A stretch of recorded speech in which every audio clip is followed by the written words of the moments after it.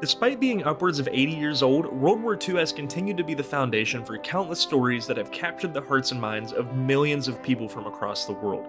There's intense battles, hulking metal monsters that ravage the countryside, cults of personalities, or cult of personalities? I don't fucking know. Spam! All of it creates an engaging and interesting point in history to not only educate about the follies of man, but also entertain with things like Duck Mussolini.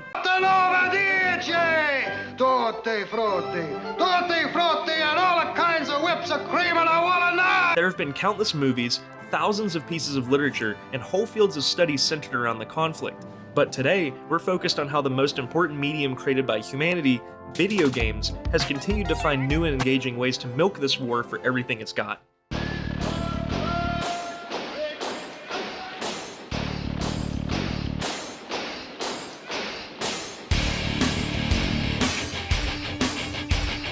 Since the inception of video games, one of the most common themes revolve around conflict. Good versus evil, red versus blue, the player versus time, monkeys versus freaking balloons. Given World War II's nature, it becomes the perfect scenario to dump the player into a versus situation. Also, due to the complexity and scope of the conflict, there's room for every genre to take a crack at it.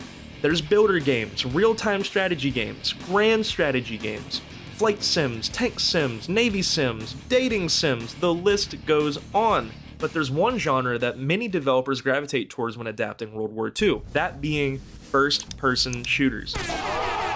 You know, Wolfenstein, Day of Defeat, Medal of Honor, Battlefield 1942, Hell Let Loose, Day of Infamy, Red Orchestra 2, Postscriptum, Brothers in Arms, Raid, Deadly Dozen, Hidden and Dangerous, Sniper Elite, there's a lot. But what we're focused on today is Call of Duty, arguably the most popular first-person shooter to ever exist.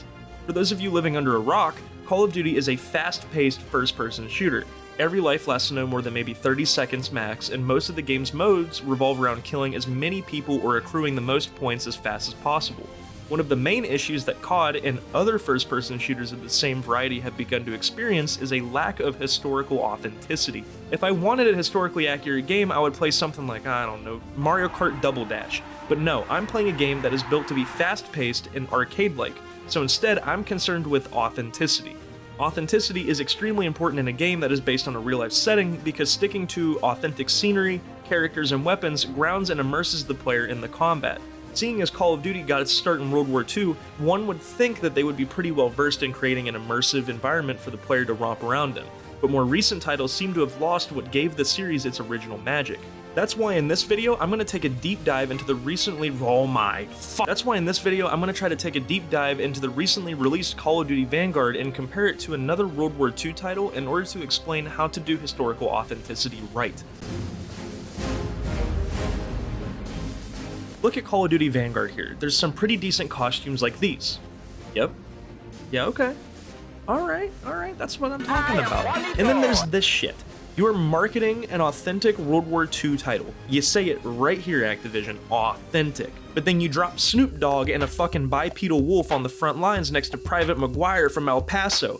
It just doesn't make sense. I understand that Call of Duty is an arcade shooter, it's meant to be fast-paced, fun, and lighthearted, but no matter the game, immersion is very important. Has any COD been 100% historically accurate? No. But maintaining authenticity is what gave many of COD Vanguard's predecessors like World at War and Black Ops their gritty charm. When making a game based on a historical setting, one of the amazing ways to immerse the player in the environment is to, get this, represent the setting properly. Is it impossible to be engaged in COD Vanguard? No. But am I taken out of the action a little bit whenever Mecha Godzilla starts teabagging me? Just a little bit. That's just from an authenticity standpoint. From a design standpoint, it's even worse. These skins don't match the aesthetic of everything else going on in the game at all. And overall, they just make the scenery uglier and the player's perspective visually crowded. I mean, don't get me wrong, I'm all for customization. I mean, one of my favorite games ever is Team Fortress 2. It has an entire economy revolving around cosmetic items, but at least those fit the aesthetic. Dancing, it is the forbidden dance! Oh yeah! Now look at this game. Alright, you see this? These guys look legit. Their clothing is time period appropriate, and there's no real egregious missteps in design. It's a pretty standard uniform, and these dope posters give each character their unique charm.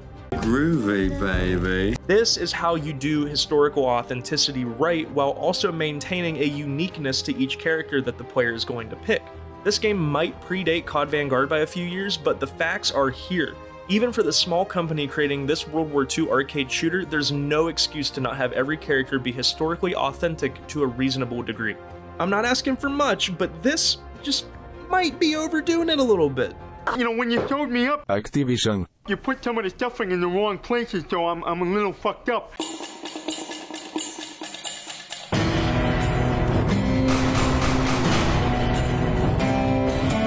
Now this point might be a little bit more shady because every modern COD has always taken pride in its weapon customization, and I honestly really enjoy crafting cursed guns, but some of these are a little ridiculous. The best way to highlight this would be to take a couple weapons from COD Vanguard and just side by side them with the other game. First, here's the MP40. Originally, both look pretty good. I'm pretty pleased. But what the hell is this? What? It's just an ordinary crabby. Oh my goodness! That looks horrendous. I actually wouldn't even know what gun it was if the game didn't outright tell me. Here's another example, the M1 Garand. Why does it have a drum mag? To me, that would be like me playing Fallout 4 and slapping a bunch of scrap parts together and calling it a plasma rifle. It might be a gun, but that is sure as hell not right. The other game though, solid. It looks and sounds like the M1 Garand. There's no drum mag, and there sure as hell isn't any stupid ass holographic sight that shouldn't even be there. Like, what are you even doing, man? It's just the good old gun. I will give a bonus point though because COD did get the ping right. Finally, I have got another classic World War II gun here for you guys. I would be hung by the rafters if I didn't include this in the video. So obviously, without further ado, let's get the drum roll going. Yep, come on. There we go. There we go. All right. Yep, build the suspense. You know it. You love it. The EX1, baby. Yeah, that's what I'm talking about. Developed in 2054 by... Oh no, I don't. What the hell, Sledgehammer? I get it. You developed Advanced Warfare, but why did you have to put this gun in the game? It makes no sense, man. I could excuse the wacky loadouts, but it's just a laser gun. Like, this is the exact same problem I had with the costumes. Like, I don't even know what to say, man. This is just abysmal. Now, the reason I'm giving COD so much shit here is because I know what its predecessors accomplished. Look at something like World at War. Even though it got a little fantastical with some aspects, every gun fits the scenery and the theme. Even COD World War II, developed by the same Sledgehammer Games, mind you, tries and mostly succeeds at accomplishing what Vanguard couldn't. Now, what made you want to fuck it up this bad? Money!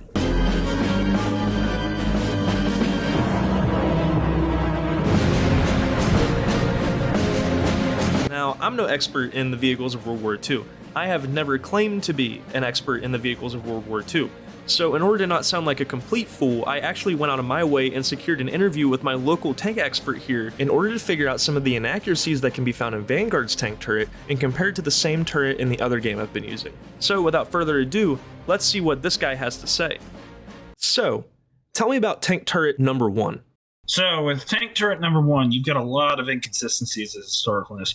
First of all, if you look at the scale of this thing, it's supposed to be based off of the Panzer IV, as far as I can tell, and really not the. It doesn't work. It's not a very good turret. On that model, they have way too shape. This model like that only has this model on one side. It has. So, given that, here's what he had to say about the other game's tank turret. This turret is a lot more historically accurate. As you can see, even the experts agree that COD Vanguard is horrible at portraying time-appropriate vehicles, on top of the other inconsistencies found with the clothing and firearms from World War II.